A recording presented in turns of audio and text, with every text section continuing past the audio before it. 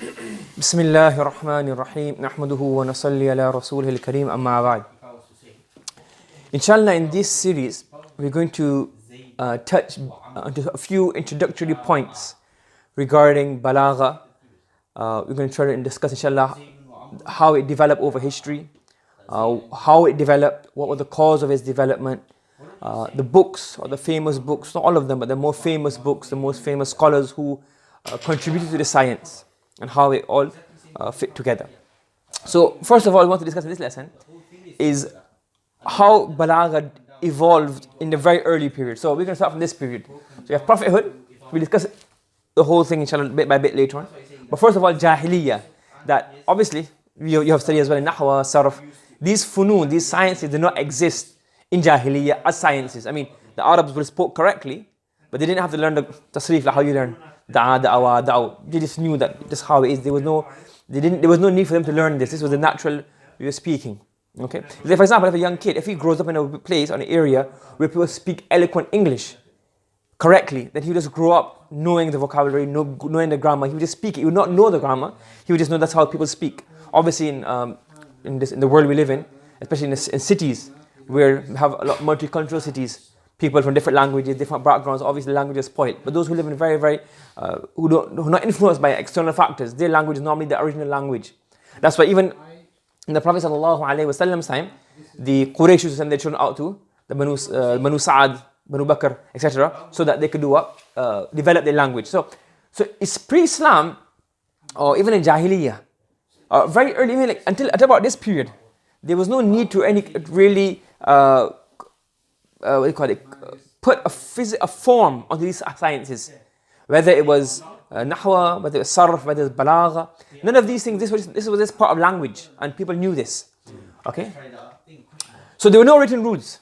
There were no written rules, no spoken rules, people just knew this. Do you understand? There were no written rules. And people would rely on their natural abilities.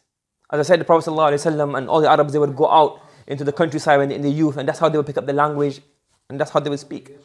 If you look at from the Seerah, there's one story of when the Prophet ﷺ was traveling from Mecca to Medina during his hijrah. So the Ma'bad. If you look at her, the way she described the Prophet ﷺ, just the way they would speak, the vocabulary is very, very high, the language is very high quality, it's just natural. She didn't study anywhere. That's just the way they used to speak. Okay. However, they used to analyze each other's poems. They have analysis, they would comment on each other's poems. So they knew that this is good, this is not good. Okay, for example, we've done this poem in Durus Balagha. For example, Khansa, she was before Islam, and she also brought Islam later on. So when she was praising her brother, she said this: وَإِنَّ صَخْرًا لَتَعْتَمَّ الْهُدَاةُ بِهِ كَأَنَّهُ أَلَمٌ فِي رَأْسِهِ نَارُ. Now obviously, I'm not going to go through the eloquence of this poem, but when she presented this poem in one of the fairs, one of the suq, aswaq, the markets of Arabia, to Nabigha, who's also a very, very famous poet. He said, well, if Fulan had come before you, I would have said you are Ash'arul Arab. You're the most eloquent and the most able in poetry amongst all the Arab. But somebody before you said a bit. So even then they could tell. Without actually, for example, we said fi ra'si narun. We had a term for that. That is adding extra meaning. Tazil. They don't even know what tazil was. But they just knew, okay, that this is wow. Annahu alamun fi ra'si narun. What meaning this gives. They can understand this. Understand? So they would analyze it. They would present the poem. Even, for example, the Sab'a Mu'allaqa. What would happen is that in the Kaaba, they would have some poems which are very, very high quality. They would have them in the Kaaba. Until the Prophet ﷺ's time, until that time, they were hung in the Kaaba. Sab'a Mu'allaqa. They were like, these are reverted, these are really masterpieces. And until you can't match this, so how do you match it? Because you could tell that this is a better poem than this one. You remove one, upon another one. Do you understand? So there were no rules that they could say, well, this has got ijaz, this has got qasar, this has got itnab, this has this faida, this has this faida. They just knew this. Another example, for example, Hassan ibn Thabit, is a story regarding him, that he read a poem, again to Nabigha, one of the aswaq, one of the markets. And he said, لَلَا الْجَفَنَاتُ الْغُرُّ. We have shiny, jafanat, big plates. We call it in Gujarati, kunjo. Meaning, the big plates, we have weddings and all that. And it's huge, like circle plates. And they eat together. You have big ones. And the ghurr, they're very shiny. Okay? يَلْمَعْنَ بِالضُّحَى. They shine in the afternoon, when people come to eat. So if you have lots of jafanat, what do we have? The kinaya again. If you have lots of big plates, what we have lots of? guest. So which means you're very generous. So he's praising, again, to them was you feed people, you kill people. So we feed them, that's how we have place. And also, وَأَسْيَافُنَا يَقْطُرْنَا مِن نَجْدَةِ دَمَا. And our swords, what?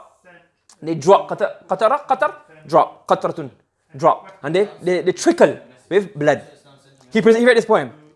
Okay? So Nabigha said to him, good, but I'll give you a few tips. What you should have said was, يَلْمَعْنَ بِالدُّجَى. Because during the day, farmers are where? Working. People looking after the camels are out. When did everybody come home?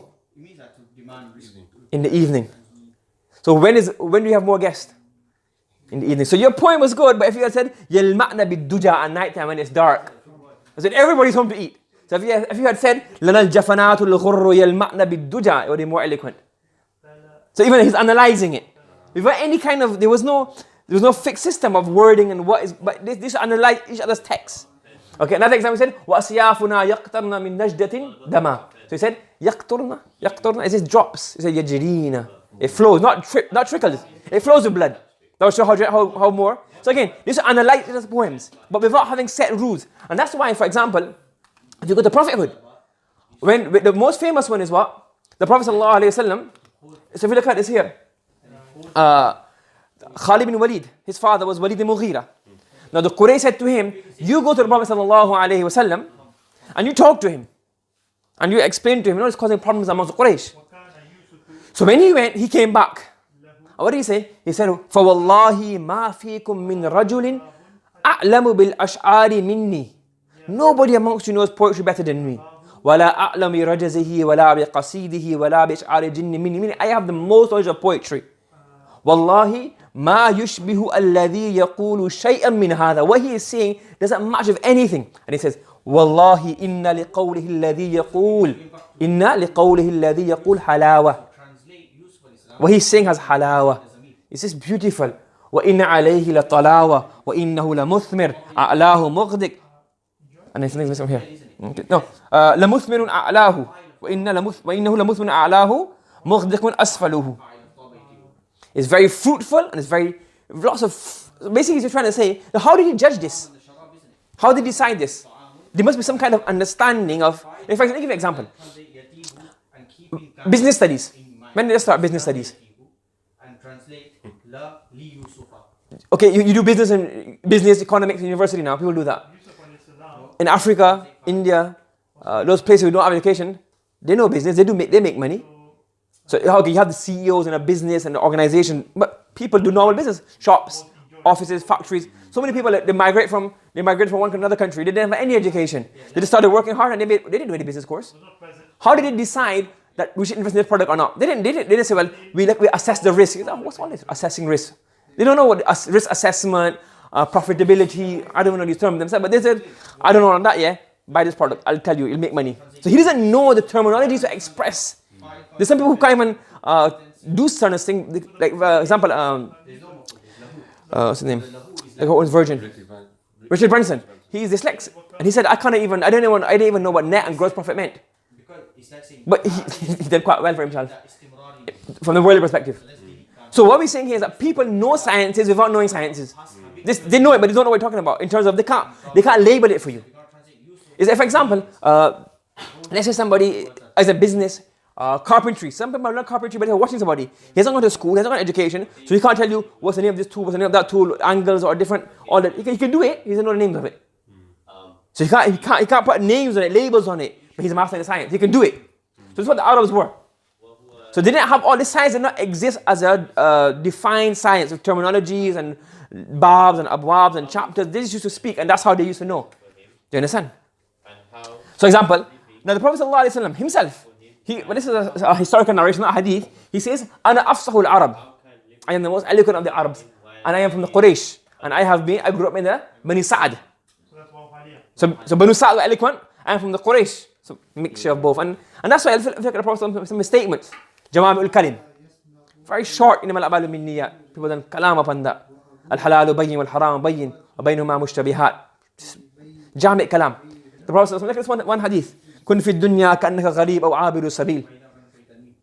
I mean, the Arabs, nobody said this before, and they just said this. كن في الدنيا كأنك غريب, like a traveler, or a person crossing the road. Now this gives you loads of meaning. So, and that was the way they were able to express themselves. But it was not a developed science.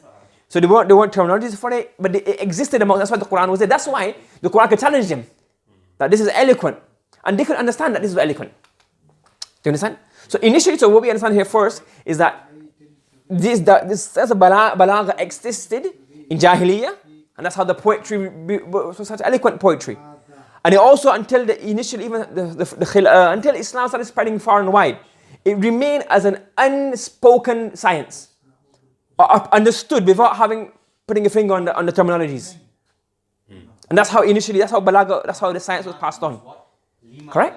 And then next time we discuss how did it develop, what caused it to develop, how it developed, or what the cause of its development. Any question regarding this so far? Yeah? Do you understand the first two sections, the Jahiliyyah period, and even the Prophet's era? Okay? That quote. Yeah. I'm just intrigued. What did the Prophet say to him? The Prophet read Quran to him. I can't remember the exact verse. The Prophet read the Quran to him, and he came out and he said this. So he was just, shocked and intrigued that this is something, what you're saying is very different, it's very amazing. And even, for example, Tufail ibn Amr al-Dawsi, radiyallahu anhu, even him, he listened to the Prophet's words and he became Muslim just on the Quran. Okay, so, because they could understand this is something amazing, that it was beyond anybody's ability. Okay? Subhanallah bihamdi, subhanakallahumma wa bihamdika, wa nashhadu an la ilaha illa anta wa nastaghfiruka wa natubu ilayk.